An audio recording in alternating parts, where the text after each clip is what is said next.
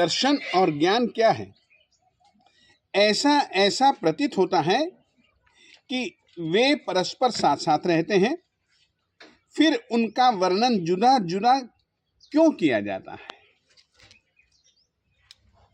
देवादिदेव परमात्मा ने दर्शन और ज्ञान इन दोनों कर्मों की स्थिति में अंतर देखा है, महसूस किया है। आपको कहना चाहता हूं, दर्शन और ज्ञान को बांधने के, इन कर्मों को बांधने के जो जो तरीके हैं वो जुदा जुदा हैं। जब बंधे हुए ये ज्ञान और दर्शन कर्म उदय में आते हैं, तब उनका परिणाम भी जुदा जुदा जीव को महसूस होता है। और तीसरी बात, आपसे यह जरूर कहना चाहूंगा कि दोनों में इतना अंतर है।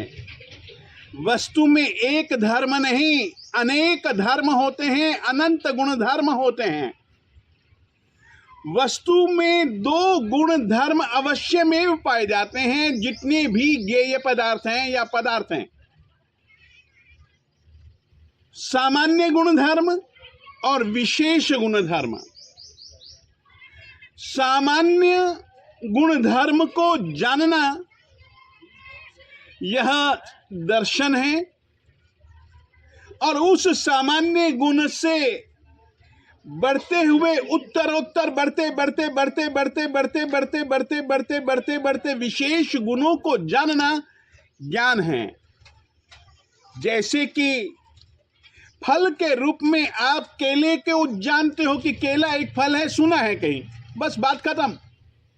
कोई केले के विषय में पूछता है तो आप कहते हो केला फल है, मगर कोई यह भी कहता है कि नहीं, केला फल है, इतना लंबा होता है, इतना चौड़ा होता है, इतना मीठा होता है, इस प्रकार की उसके ऊपर चमड़ी होती है। अरे केले के कई प्रकार हैं, अरे इलायची केला, लाल केला, सफेद केला, न जाने कई कई प्रकार के केले होते हैं।